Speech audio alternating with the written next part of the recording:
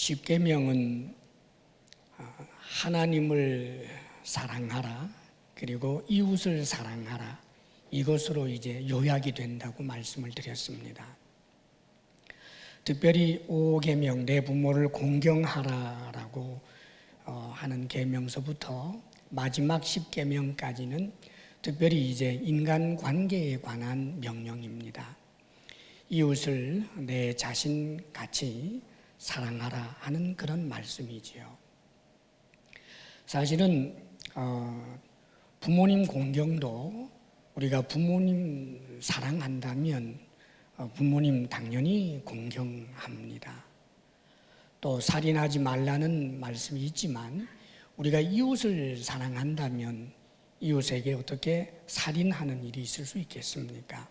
도적질도 간음질 이런 것, 탐내는 것, 모든 것 다 마찬가지지요. 이웃을 사랑하게 되면 이 모든 문제는 다 해결이 됩니다. 오늘은 이제 역시 그 정신 속에서 주님께서 살인하지 말라 하신 이 말씀을 좀 나누려고 합니다. 살인하지 말라. 살인을 저지른다라고 하는 것은 그것은 아주 엄중한 죄고, 살인자에 대해서 요한계시록에서는 반드시 하나님께서 지옥 심판을 하겠다라고 하는 그런 말씀이 있습니다. 살인을 한다라고 하는 것은 정말 큰 죄지요. 그런데 사실 인류는 시작 때부터 이 살인죄를 짓는 것으로부터 시작이 됩니다. 형이 동생을 죽이는 일로부터 시작해서 이제 2015년 현재를 살아가고 있는 이때에도 이 지구촌에는 얼마나 많은 살인 사건이 있는지 몰라요. 원한 어떤 인간관계나 이해관계가 얽혀서 일어나는 그런 치정 혹은 이해관계에 대한 문제로 인한 그런 살인, 이런 것부터 시작해서 또 사회에 대한 어떤 분노 때문에 일어나는 묻지마 살인도 있고요. 종교적인 신념 때문에 남을 죽이기도 하고 자기 자신의 생명도 스스로 자살하면서까지 수많은 사람을 고통으로 몰아넣는 그런 악한 살인들도 현재 우리 지구촌 안에는 얼마나 많은지 모릅니다. 재산 문제 때문에 자신의 부모를 죽이는 폐륜도 있고, 사귀고 사랑하던 여인이 헤어지자라고 한다는 것 때문에 분노해서 애인을 죽이고 그 부모까지 죽이는 그런 참으로 눈뜨고 볼 수 없는 그런 악한 살인들이 사실 오늘도 우리가 살고 있는 이 세상에서 계속해서 일어나고 있습니다. 리비아 난민 이야기를 아마 여러분도 잘 알 것입니다. 나라가 전쟁에 휩싸이고 안전을 보장받지 못하기 때문에 자신의 자녀들을 위해서라도 좀 사람답게 살 수 있는 곳을 찾아서 보트 하나 의지해서 나왔습니다마는 소위 선진국들 복지국가가 자신의 국민을 보호한다라고 하는 명분으로 결국은 배에서 내리지도 못하고 배가 뒤집혀서 죽게 되는 간접 살인의 이야기도 우리는 접합니다. 더더군다나 이런 난민들을 향해서는 여러 가지 그 브로커들이 일어나지요. 난민들이 탈출구를 찾다가 보니까 자신들이 가지고 있는 돈을 다 긁어 모아서 그래서 이제 오게 되는데 그 돈을 빼앗는 그런 브로커들, 심지어는 불법으로 들어와야 하기 때문에 냉동차 안에 집어넣고 탈로가 나게 되면 그 냉동차 문을 열어주지도 않은 제 자신들만 피하는 바람에 냉동차 안에서 질식해서 죽어버리는 그런 사건들조차 지금 일어나고 있는 실정입니다. 사람을 죽이는 그런 돈 받고 사람 죽이는 그런 이야기가 영화에서나 있는 줄 알았지만 사실은 최고의 선진국 가운데 하나라고 하는 미국에도, 그리고 필리핀에도, 심지어 우리나라에서조차 200~300만 원만 주면 사람을 죽이는 그런 정부업자들이 있는 그런 현실입니다. 사랑하는 여러분, 살인하지 말라. 우리가 생각하는 이상으로 인간들은 살인을 저지릅니다. 그리고 그 살인을 저지른 사람들이 삼두육비의 그런 괴물들이 아니고 살인을 저지른 사람을 대면하여 보게 된다면 아마 우리들과 별로 다르지 않은 그들의 모습에 스스로 놀랄 것입니다. 사랑하는 여러분, 살인하지 말라라고 하는 이 하나님의 말씀은 하나님의 절박성을 거기 내포하고 있습니다. 하나님이 창조한 인간들이 서로 사랑하며 살기를 원하지만 서로를 죽고 죽이는 그런 것을 우리 하나님께서 피눈물을 흘리면서 보시고 절대로 사람을 죽여서는 안 된다라고 명령하고 있는 것입니다. 살인하지 말라라고 하는 이 말씀에 우리는 먼저 생각해야 할 것은 이 말씀이 결코 생명을 존귀하게 여겨라, 생명 존중 사상을 가르치는 것은 아니라는 것을 먼저 알아야 합니다. 생명은 소중한 것 틀림없습니다. 그러나 생명은 사람의 생명과 동물의 생명이 다른 것입니다. 하나님께서는 생명을 소중하게 여기고 생명체를 절대로 죽여서는 안 된다라고 말씀하시는 것이 아니라 살인하지 말라, 사람을 죽이지 말라고 말씀하고 있는 것입니다. 오늘 아마 이 자리에 나와 있는 여러분 중에 소고기를 먹었든지 돼지고기를 먹었든지 아마 그런 분 틀림없이 있을 것입니다. 소를 내가 먹었다면 소의 도살이 이루어진 것입니다. 내가 돼지를 먹었다면 돼지의 도살이 이루어진 거지요. 성경은 소도살, 돼지도살을 결코 죄라고 하지는 않습니다. 물론 동물을 학대한다거나 함부로 취미생활 삼아 그렇게 필요 없는데도 불구하고 죽이는 행위는 비난받아 마땅하지만 일반적으로 동물을 죽이는 것을 하나님께서 금하신 것은 아닙니다. 성경에 보게 되면 우리의 중시조라고 할 수 있는 노아 때에 하나님께서 노아 홍수 이후에 노아와 더불어 소위 무지개 언약을 하시면서 이런 말씀을 하십니다. 지금까지 너희들에게 먹을 것으로 식물을 주었는데 앞으로는 이 식물뿐만 아니라 모든 동물들도 너희들에게 먹거리로 주겠다라고 약속을 하십니다. 그러면서 한 가지 의미 있는 명령을 하고 계십니다. 동물을 잡아서 먹을 수 있지만 그러나 그 동물의 피채 먹지는 말아라. 왜냐하면 피에는 생명이 있기 때문이다 라고 말씀하십니다. 이 말씀은 오늘날 우리가 어디 가서 선짓국 같은 것 먹거나 혹은 순댓국을 먹어서는 안 된다라고 하는 의미를 내포하는 것이 아닙니다. 동물을 먹되 이 동물이 나에게 식물이 되기 위하여 피를 흘렸다, 생명을 잃었다라고 하는 것을 생각하고 먹으라는 말입니다. 다시 말하면 함부로 동물을 죽여서는 안 된다라고 하는 것, 이것을 생각을 하라라고 하는 것을 가르쳐 줍니다. 그러면서 하나님께서는 이렇게 말씀하십니다.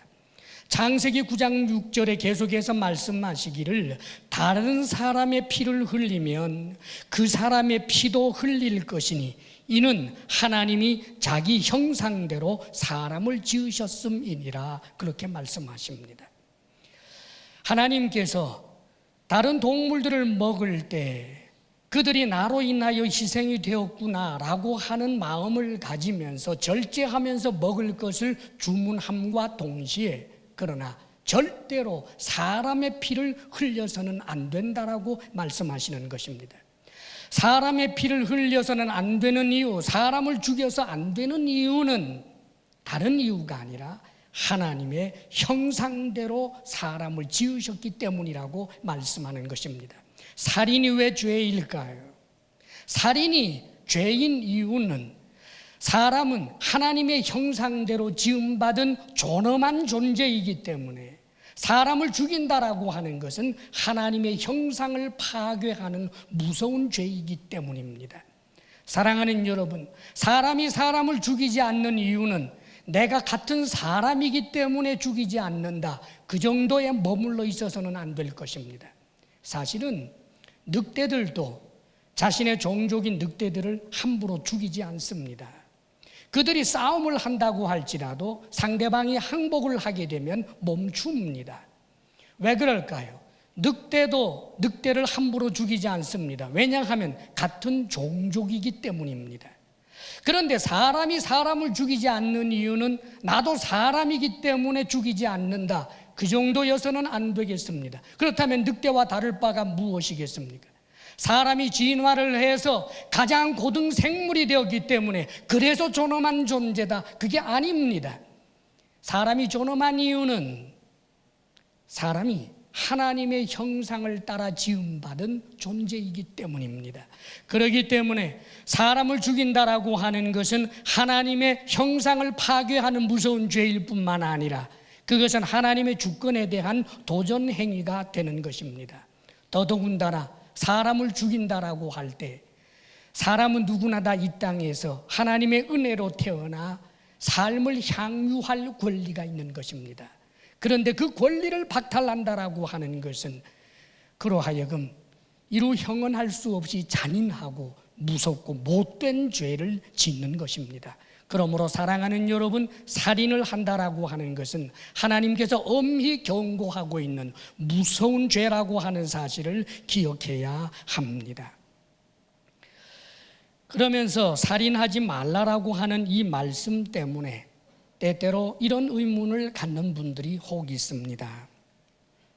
전쟁 때 우리 크리스찬은 어떻게 해야 합니까? 군에 가서 훈련을 받는다라고 하는 것은 사람을 죽이는 훈련인데, 총을 쏘고 또 총검수를 한다라고 하는 것은 사람을 죽이는 훈련인데 크리스찬으로서 그것은 거부하는 것이 옳은 것 아닙니까? 그렇게 의문을 갖는 분들이 있습니다. 사랑하는 여러분, 전쟁은 없어야 하겠지요. 사실 전쟁이라고 하는 것은 일반적으로 하나님께서 그 민족에 대하여, 그 나라에 대하여 징계를 하시게 될 때 죄에 대한 징계로 하나님께서는 전쟁을 묵인하시는 때가 있습니다.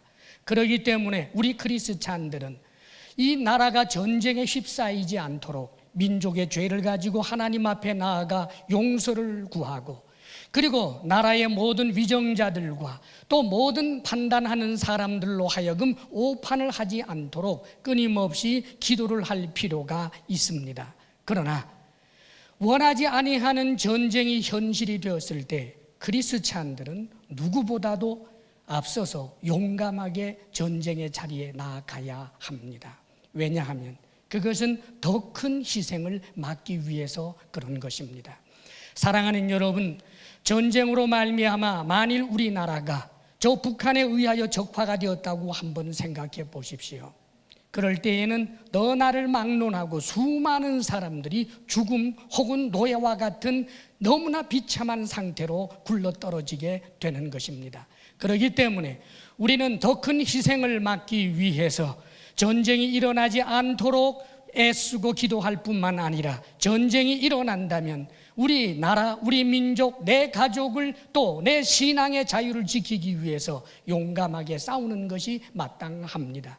그런 의미에서 나라를 위하여 수고하고 있는 군인 장병들, 그리고 직업 군인들, 이들이 하고 있는 일들이 절대로 무가치한 일이 아니다라고 하는 것을 알아주어야 합니다. 그들의 수고를 인정해 줄 알고 저들의 수고를 통하여 나라의 평화가 유지되고 있다는 사실을 알고 기도해 줄 아는 그런 크리스찬이 되어야 할 것입니다. 할렐루야.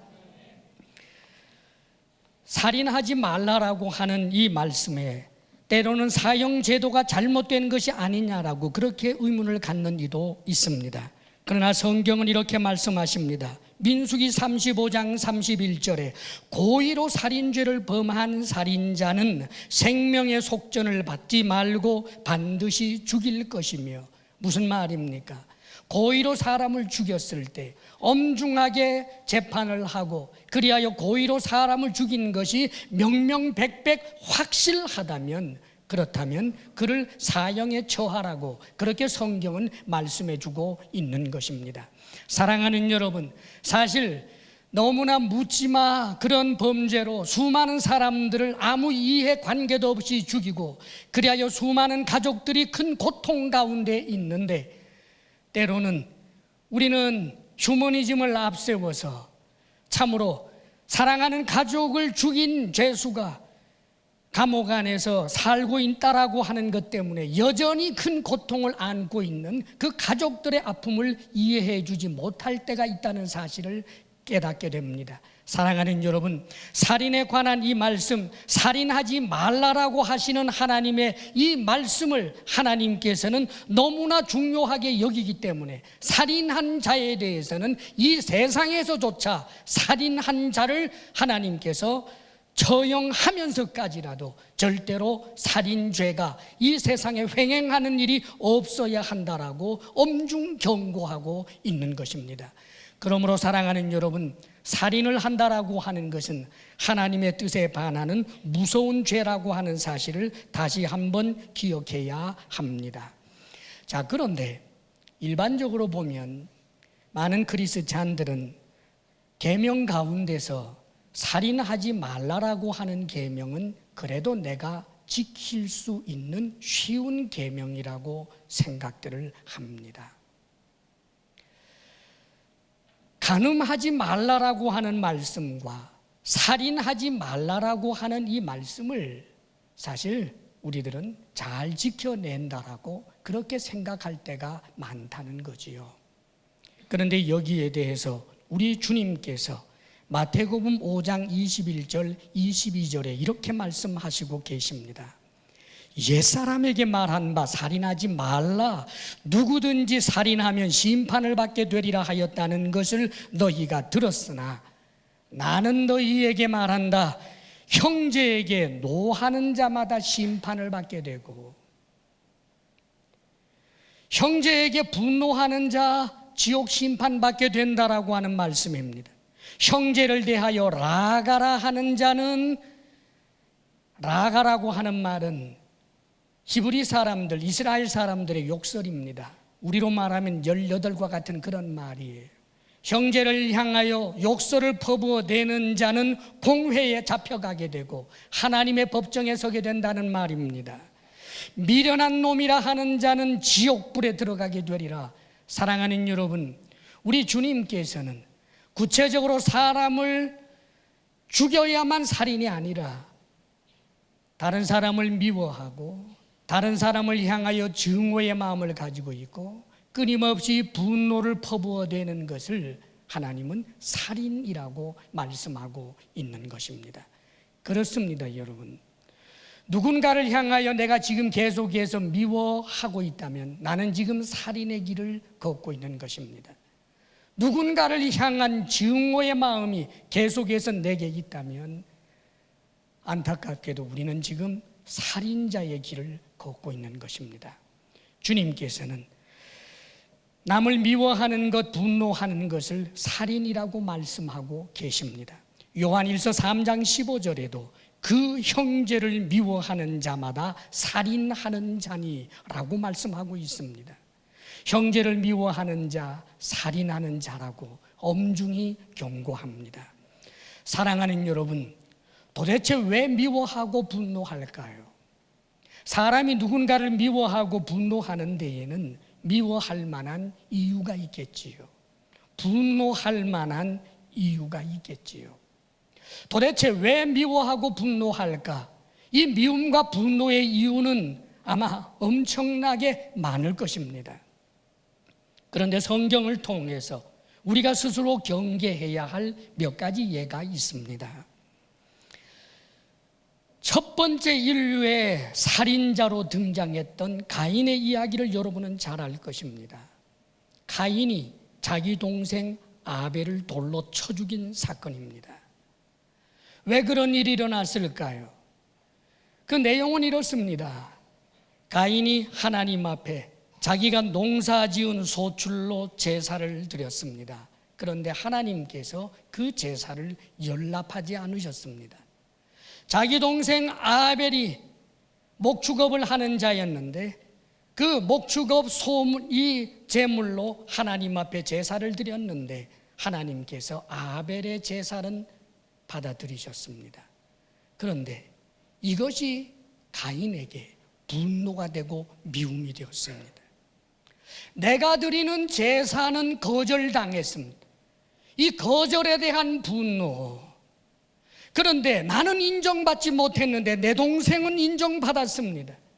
이 인정받았다라고 하는 사실에 이 동생조차 미워져 버렸습니다. 하나님께서 가인의 그 마음을 너무나 잘 아셨습니다. 하나님께서는 가인을 사랑하셨기 때문에 가인의 이런 마음속에 품고 있는 살인의 그 칼을 내려놓도록 하시기 위하여 친히 가인을 찾아서 먼저 말씀해 주셨습니다. 가인아, 가인아, 네가 안색이 변함이 어찌미냐? 네가 분노함이 어찌미냐?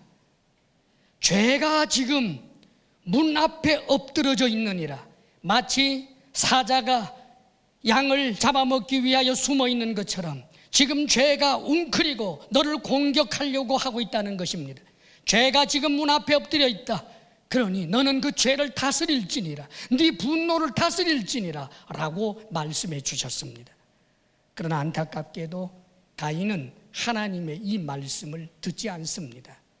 사랑하는 여러분, 맹렬한 분노, 맹렬한 미움을 포기하지 아니하면 하나님이 직접 말씀하셔도 그 말씀 듣지 않는 법입니다. 그리고는 결국은 동생을 돌로 때려 죽여버렸습니다. 그래도 가인의 이 미움과 분노는 끝나지 않았습니다. 하나님께서 가인에게 말씀하십니다.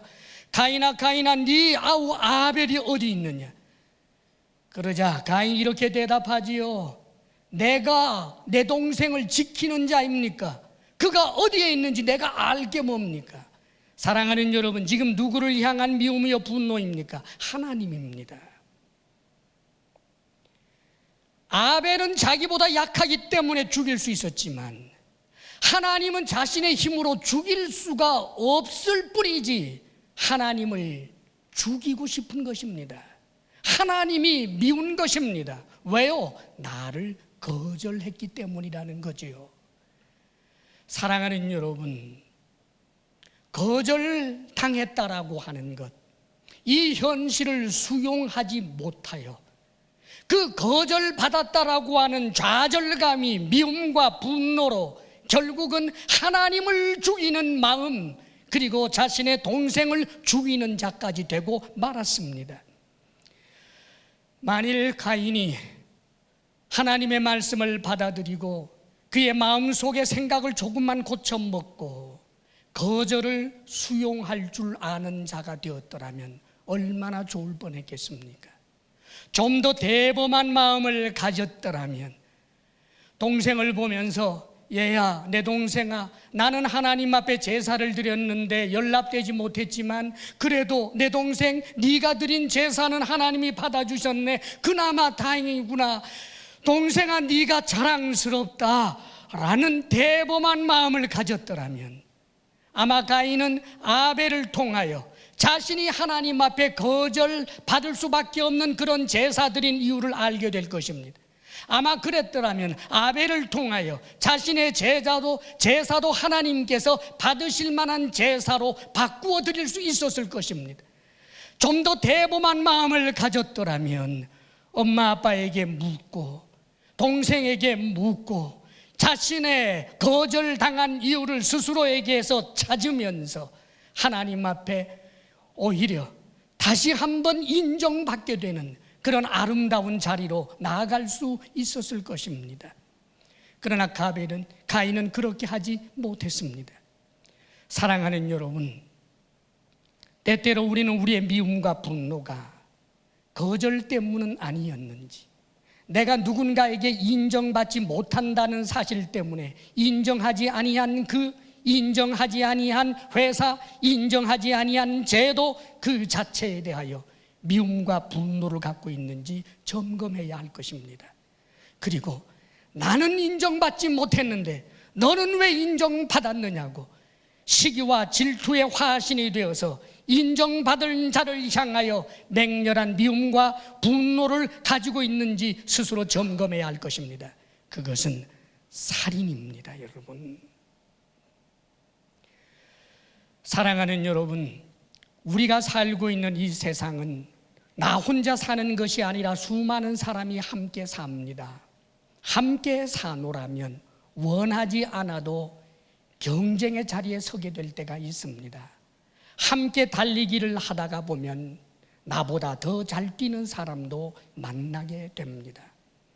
더불어 함께 살다가 보면 내가 별로 인정받지 못하고 다른 이가 더 인정받게 되는 그런 현실이 있을 수밖에 없는 것입니다. 사랑하는 여러분, 내가 거절받았다라고 하는 사실에 대하여 때로는 수용할 줄 아는 그런 열린 마음, 넓은 흉중, 그것을 우리는 가질 줄 알아야 하는 것입니다. 특별히 요즘 세대 젊은이들 참으로 보면 저도 마음이 아픕니다. 우리가 대학 다닐 때만 해도, 대학 다닐 때 힘들어도 나중에 졸업을 하게 되면 취직하게 된다라고 하는 것이 일반적이었기 때문에 빚을 지면서 대학을 다녀도 별반 걱정들이 없었는데 요즘은 힘들게 대학에 들어가고 집안이 넉넉하지 않아서 빚을 내서라도 공부를 하는데, 그런데 졸업을 하고 나면 취직이 보장되지 않기 때문에 그래서 앞날이 캄캄하고 좌절감이 몰려오는 그런 현실, 현재 우리 사회라고 하는 사실을 저도 매우 마음 아프게 생각합니다. 사랑하는 여러분, 심지어는 3포 세대를 넘어서 5포 세대라는 말을 합니다. 5가지를 포기했다, 7포 세대, 심지어는 M포 세대라는 말까지 합니다. 7가지를 다 포기했다, 꿈도 희망도 다 포기했다라고 하는 자조 섞인 이런 푸념들이 지금 젊은이들 사이에 얼마나 회자되고 있는지 모릅니다. 사랑하는 여러분, 그렇지요. 나를 인정해 주지 아니하는 이 사회, 나를 선택해 주지 아니하는 이 사회, 그래서 맹렬한 분노가 일어나고 좌절감이 미움으로 바뀌고, 사랑하는 여러분, 요즘 젊은이들이 그런 상태에 있다는 것을 너무나 잘 압니다. 그러나 기억하십시오. 거절된 것에 대하여 미움과 분노는 거절된 현실을 절대로 바꿀 수 없다는 사실을 알아야 합니다. 사랑하는 여러분, 미움과 분노는 거절의 문제가 해결되게 하는 것이 결코 아닙니다. 우리는 크리스찬입니다. 하나님께서 모든 것을 인도하시고 그 국면을 조정하시는 분이 하나님이십니다. 하나님이 나를 거절하지 않았는데 어떻게 내가 완전히 거절됐다고 생각을 하는 것입니까, 여러분? 성경에 보면 거절당했지만 그 거절을 오히려 자신의 그 위기를 개발의 단계로 바꾸어낸 위대한 사람, 거절당한 것을 오히려 기회로 만들어낸 그런 사람 이야기가 있습니다. 우리가 잘 아는 요셉 이야기지요. 요셉은 절대로 거절해서는 안 될 이들에게 거절당했습니다. 형들이라는 이들 10사람이 똘똘 뭉쳐서 동생됨을 인정하지 않고 죽이려고까지 하고 나중에는 노예로 팔았습니다. 사랑하는 여러분, 요셉에게는 미워하고 분노해야 할 만한 충분한 이유가 있습니다. 그런데 그는 미움과 분노로 나아가지 않았습니다. 자신이 거절당했다라고 하는 그 뼈아픈 현실을 그대로 인정하고 하나님 앞으로 나아갑니다. 왜요? 하나님은 자신을 거절하지 않는다는 것을 믿고 있었기 때문입니다. 그런데 놀라운 일이 일어났습니다. 거절된 현실을 그대로 수용한 이 대범한 요셉에게 놀랍게도 노예의 현실에서 그 주인이 자신을 인정했습니다. 형들은 자신을 거절했는데 놀랍게도 이 애굽의 주인이 자신을 인정한 것입니다. 그런데 요셉의 연단은 여기에서 끝나지 않았습니다. 자신을 믿어주고 인정해 주었던 이 주인이 어느 날 자신을 배신합니다. 자신의 진정을 알아주지 않고 자신의 충성을 알아주지 않고 요사스러운 주인 마하나님 때문에 그는 감옥으로 던져집니다. 다시 말하면 주인의 배반이지요. 또다시 거절당한 것입니다. 그런데 거절당한 그 현실을 요셉은 여전히 수용합니다. 감옥에서 간수장이 인정합니다. 그리고 나중에는 그 나라의 왕이 그를 인정합니다. 사랑하는 여러분, 때로는 우리가 거절을 당하지만 세상 모두가 날 거절한다고 생각해서는 안 됩니다. 사랑하는 여러분, 더더군다나 하나님이 계시지 않습니까? 미움과 분노는 거절의 문제를 해결할 수 있는 것이 아닙니다. 이 사회 뒤집었으면 좋겠다, 이 세상을 전부 완전히 뒤엎었으면 좋겠다, 내게 힘만 있다면 뒤엎었으면 좋겠다. 사랑하는 여러분, 내가 기득권자가 되고 누군가가 내 발 아래에서 다시 신음하게 될 뿐, 그것은 문제의 해결이 아닙니다. 거절당하였을 때 나를 절대로 거절하지 아니하는 하나님 앞으로 나아가며 하나님을 믿고 의지하게 될 때 거절당한 그 현실이 또 다른 인정의 자리로 나아가게 된다는 사실을 분명히 믿고 좌절하지 아니하는 우리 젊은이들이 될 수 있기를 주의 이름으로 축복합니다. 그리고 성경에는 또 한 가지 살인 이야기가 있습니다. 다윗 왕은 여러 명의 아내들이 있었지요. 그러다가 보니까 그에게서 태어난 자녀들은 서로 배다른 그런 이복 형제들이 많을 수밖에 없었습니다. 다윗의 아들 가운데 아주 출중하게 잘생긴 아들 압살롬이 있었고, 그리고 공주 중에 다말이라고 하는 아주 예쁜 공주가 있었습니다. 이 압살롬과 다말은 친오누이였습니다. 친오누이니까 압살롬과 다말은 얼마나 우애가 깊었는지 모릅니다. 그런데 암논이라고 하는 또한 형제가 있었습니다. 그런데 이 암논은 자신의 이복 동생인 다말을 짝사랑한 거예요. 사랑해서는 안 될 대상을 사랑한 거지요. 그러니까 사랑의 명분도 없고 접촉점도 없는 사랑을 하다가 보니까 그만 이 암논이 상사병이 걸리고 말았습니다. 여러분, 사랑하지 않아야 될 사람 사랑하고 상사병 걸리면 지만 손해입니다. 그런데 못된 친구의 개교를 받아들여서 말이죠, 이 다말을 자기 집으로 끌어들이고 동침을 하자고 달려듭니다. 다말이 이야기하지요. 내 오라비여, 이래서는 안 된다. 이것은 너무나 이스라엘 안에서 수치스러운 일이다. 정말 당신이 오라비가 나를 원한다면 차라리 아버지에게 말씀을 드려서 내가 당신의 아내가 되게 해라. 그런데 그 말 듣지 않고 강제로 욕을 보이고 말았습니다. 그런데 문제는 그 다음입니다. 강제로 욕을 보이고 난 다음에 사랑하던 마음보다 미워하는 마음이 갑자기 확 생긴 거예요. 그래서는 자신의 욕심을 채우고는 다말을 내쫓는 거지요. 그러자 다말이 다시 이야기합니다. 이것은 아까 한 죄보다 더 큰 죄다. 이래서는 안 된다. 나를 내쫓아서는 안 된다. 오라비야, 이래서는 안 된다.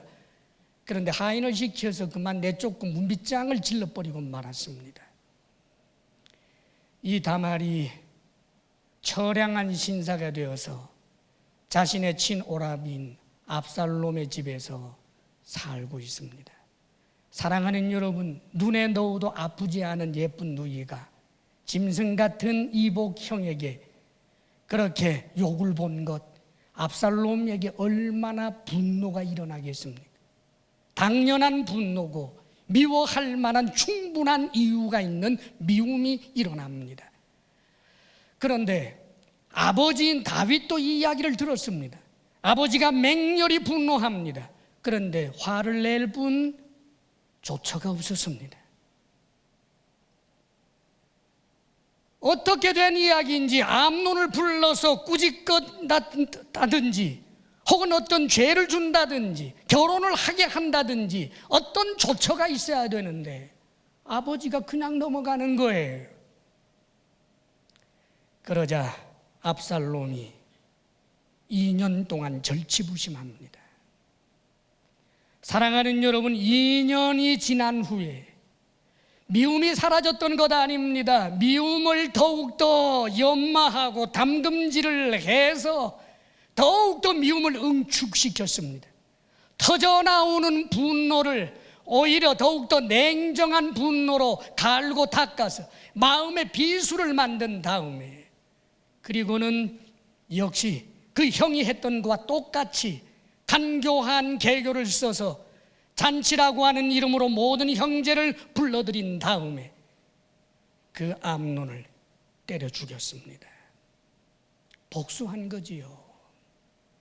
그리고는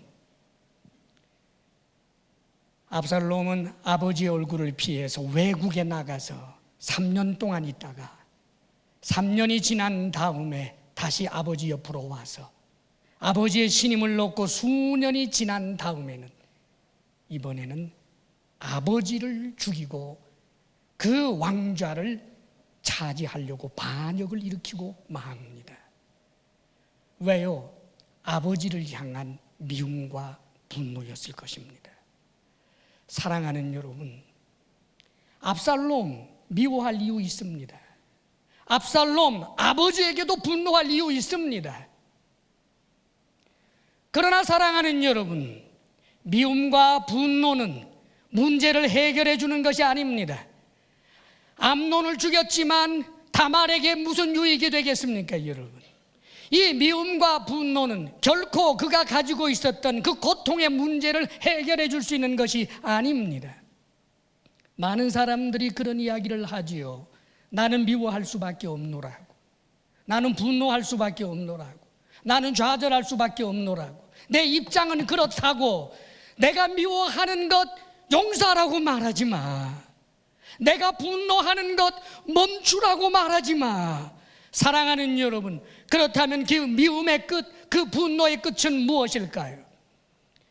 분노하고 미워했던 가인이 멸망당하고 미워하고 분노했던 압살롬이 멸망당할 뿐, 그것은 살인의 길이기 때문에 사랑하는 여러분, 절대로 거기에 덕이 세워지지 않는다는 사실을 우리는 기억해야 하는 것입니다. 성경은 엄중하게 말씀하고 있습니다. 에베소서 4장 26절, 분을 내어도 죄를 짓지 말며 해가 지도록 분을 품지 말고 마귀에게 틈을 주지 말라. 사랑하는 여러분, 그렇습니다. 정당한 분노란 없습니다. 정당한 미움이란 없습니다. 아무리 합당한 미움, 아무리 합당한 분노라고 할지라도 그것을 내 속에 담고 담금질을 하고 곱씹는 순간 나는 지금 살인의 길을 가고 있고 살인자의 죄를 범하고 있다는 사실을 기억해야 하는 것입니다.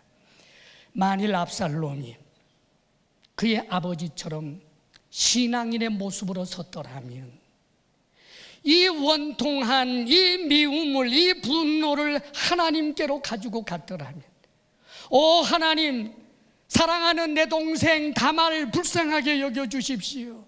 지 오라비에게 주행을 당하고 지금 그의 삶이 얼마나 처절한지 모릅니다. 우리 다말의 미래를 하나님 책임져 주옵소서. 다말을 위해서 기도하고, 하나님 그 암논 저자를 하나님께서 심판해 주십시오.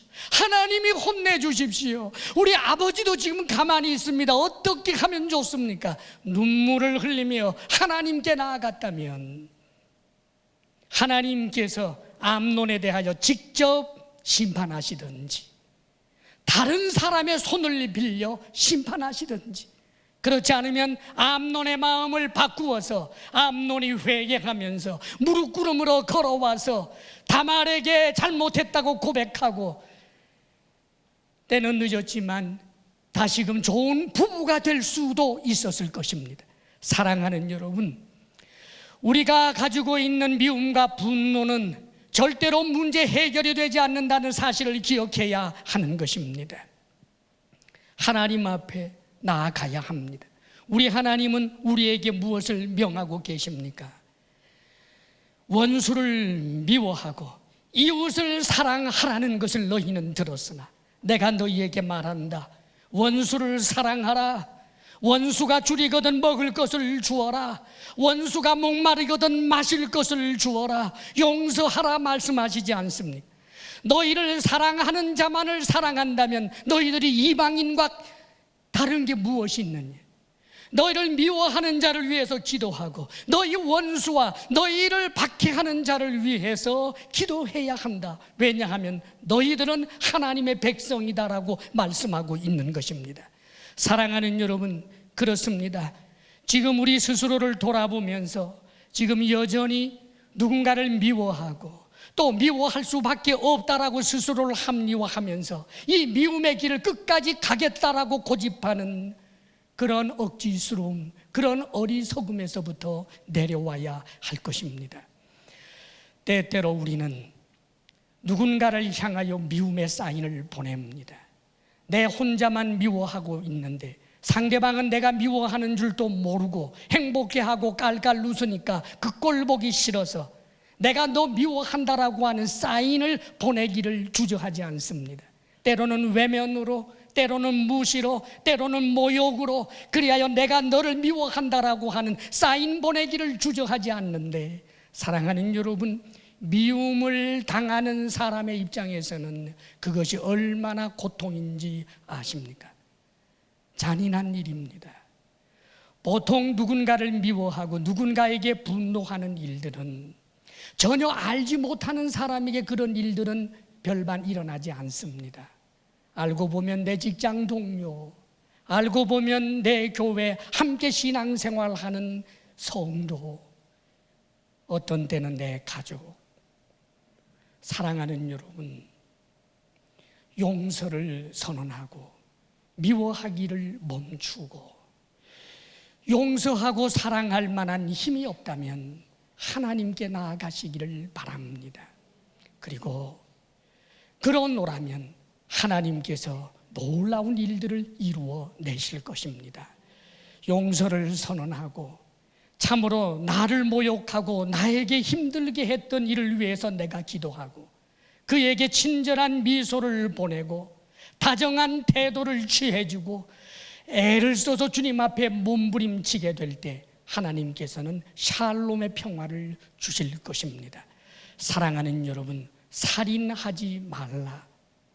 우리는 더 이상 살인자가 되어서는 안 될 것입니다. 살인하지 말라. 우리는 작은 일에 미워하고 분노하는 일을 이제는 멈추어야 할 것입니다. 주님의 뜻을 이루어드리는 진정으로 서로 사랑하며 살아가는 하나님의 사람들이 되시기를 주의 이름으로 축복합니다. 기도하겠습니다.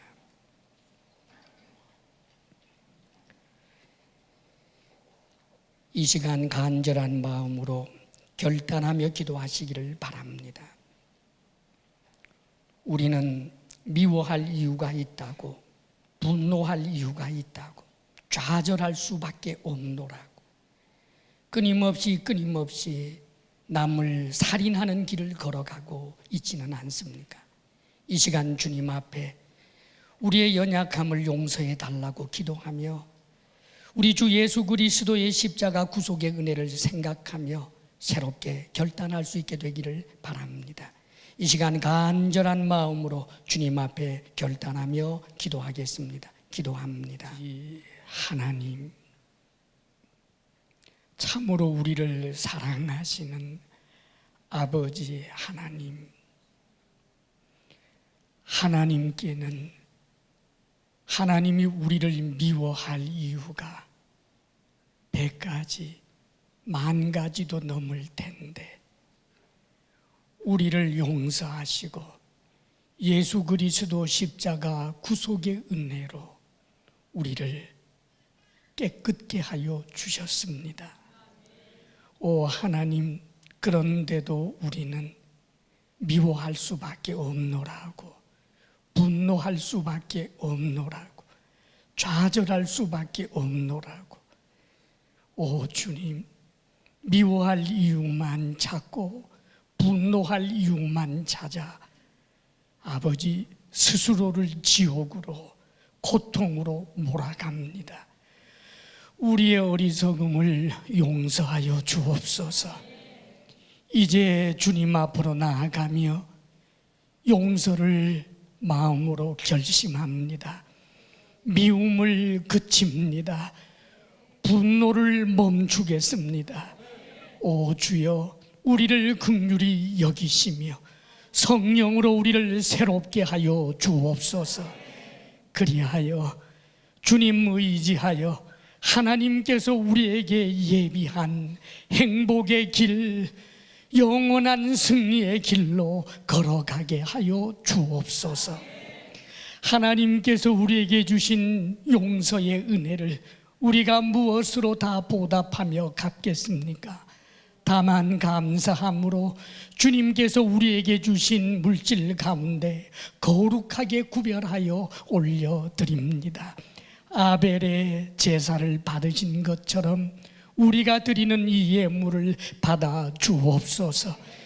아버지 하나님, 인색함으로나 억지로 드림이 아닌 즐거움으로 드리며 자원함으로 드리며 힘을 다하여 드리며 정직함으로 드리는 예물을 받아 주옵소서. 우리의 드리는 예물에 혹 허물이 있다면 주의 보혈로 덮어주시고 아버지여, 우리의 편손을 부끄럽게 마옵시고 받아 주옵소서. 진실로 우리가 드림의 큰 기쁨을 맛보며 살아가게 하옵소서. 사랑하는 주의 백성들에게 일터의 복을 주사 수고하였으나 빈손으로 돌아오지 않게 하여 주옵소서. 일터를 주시며 일감을 주옵소서. 건강의 복을 주옵소서. 마음의 평강을 주옵소서. 부부사랑 돈독하게 하옵소서. 우리의 자녀들이 우리들보다 더욱 큰 믿음의 사람 되게 하여 주옵소서.